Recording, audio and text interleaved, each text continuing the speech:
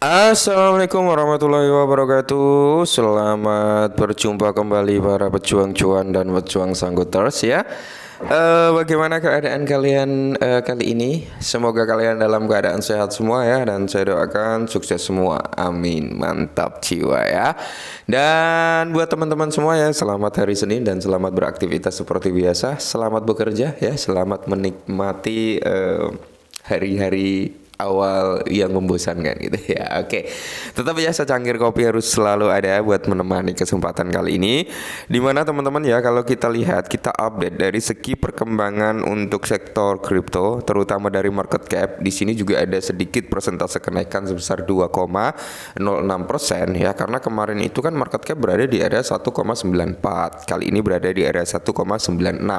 Dan kalau kita lihat dari Fair and Greed Index ya, step by stepnya ini udah mulai ada kenaikan nih, udah mulai dalam kondisi netral. Jadi orang-orang cenderung apa?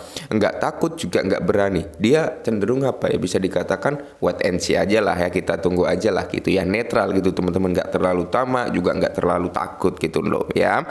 Sedangkan kalau kita melihat dari parameter harga Bitcoin sendiri hari ini berada di kisaran harga 55.200-an. Dan dengan kinerja Bitcoin yang seperti ini, tentunya altcoin juga menyambut hangat teman-teman, seperti Ethereum, BNB, Solana ya. Dan masih banyak lagi altcoin lainnya yang dalam tanda kutip hari ini menunjukkan perform yang lumayan ya. Ijo royo-royo rasa sangkut. Oke, mantap jiwa ya.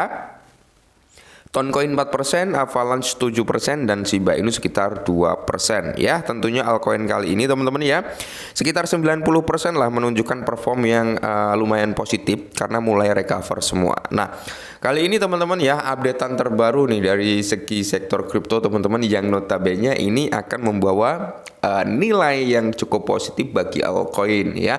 Mungkin termasuk Hamster Combat juga nanti akan terkena imbasnya juga. Imbasnya apa? Imbas positif bukan negatif kawan ya.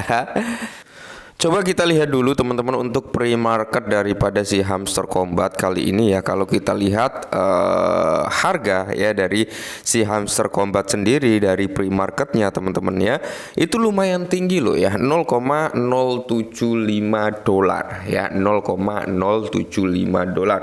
Sebenarnya harga pre-market ini nggak bisa dijadiin patokan utama. Cuman teman-teman yang perlu kita ketahui dari pre-market ini, rata-rata airdrop yang launching atau rilis ketika listing harganya nggak jauh beda. Bahkan bisa lebih tinggi dari harga pre-market, juga bisa lebih rendah dari harga pre-market ya. Cuman rata-rata sih biasanya apa ya, terjadi kenaikan harga. Mungkin nanti Hamster Combat bisa ke area 0,1 ya, semoga saja sekitar 1.500-an kalau seperti itu ya.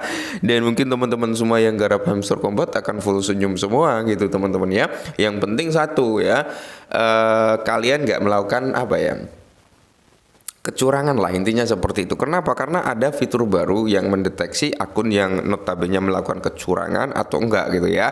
Dan rumor yang beredar teman-teman tentang fitur baru tersebut ya, ini belum terlalu valid sih, belum terlalu valid. Cuman kalau benar ini ya mereka yang melakukan apa ya, kecurangan teman-teman ya, itu mereka nggak dibanet, katanya seperti itu, tapi belum valid ya. Kalau salah mohon koreksi teman-teman ya, kalau salah mohon koreksi. Cuman mereka nanti teman-teman walaupun nggak kebanet, tapi dia akan dipangkas ya untuk distribusi airdropnya, katanya seperti itu. Semisal nih dia dapat 100 Hamster Combat, mungkin nanti cuma 20 Hamster Combat gitu ya, atau 10 Hamster Combat, intinya dipangkas. Rumornya seperti itu ya, nggak dibanet ya. Kita lihat saja nanti teman-teman, semoga saja ada announcement secara resminya untuk si Hamster Combat perihal fitur baru tersebut gitu ya. Oke, mantap jiwa. Nah, di sini teman-teman ya, siklus historical Bitcoin memprediksikan rally besar-besaran pada tahun 2025.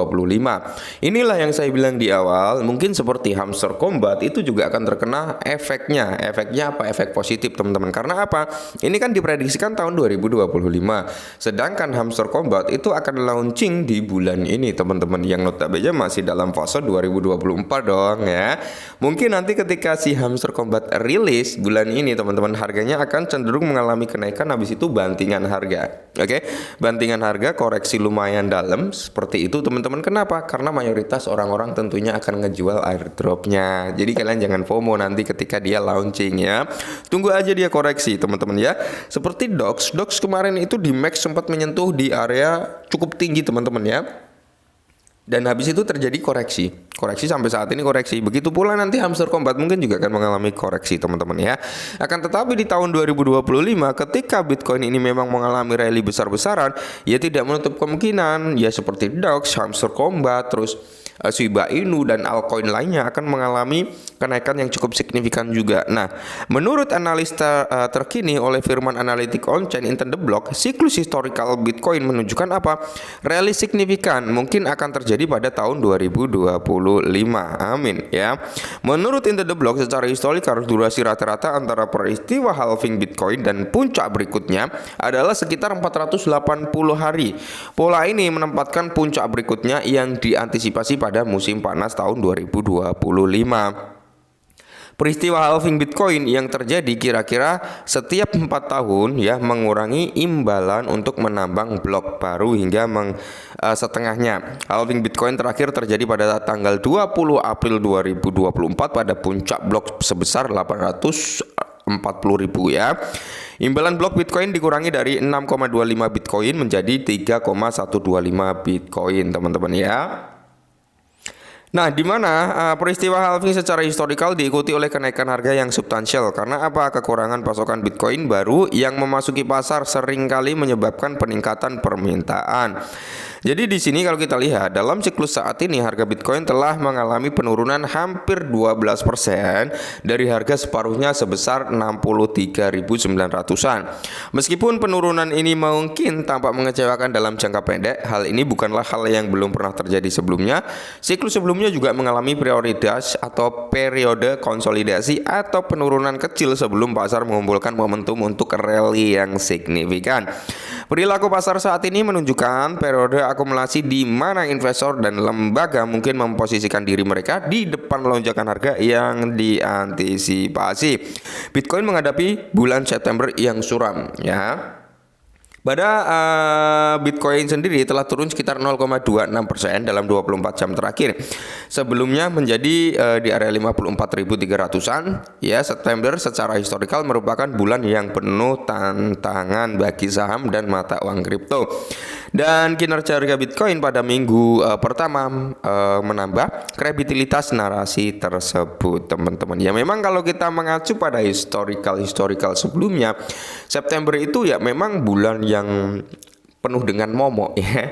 Dalam tanda kutip memang beberapa tahun terakhir teman-teman ya, sekitar 4 tahun atau 5 tahun ya. Itu di bulan September pasti mengalami bearish semua, mengalami bearish teman-teman. Ya, ini nanti akan menjadi tahun berikutnya yang terjadi bearish. Cuman yang perlu kita antisipasi nanti sekitar tanggal 18 teman-teman ya, meeting FOMC yang dimana ini akan terjadi volatilitas harga juga. Ingat ya, kalau sampai ada naratif positif tentang pemangkasan suku bunga, kita akan melihat nih ya, market akan bergejolak. Tapi kalau kita melihat hawkish atau bahkan dinaikkan suku bunga gitu teman-teman ya, ya kita akan melihat volatilitas harga daripada market siap mental gitu ya. Oke, mungkin ini dulu, semoga bermanfaat dan salam cuan.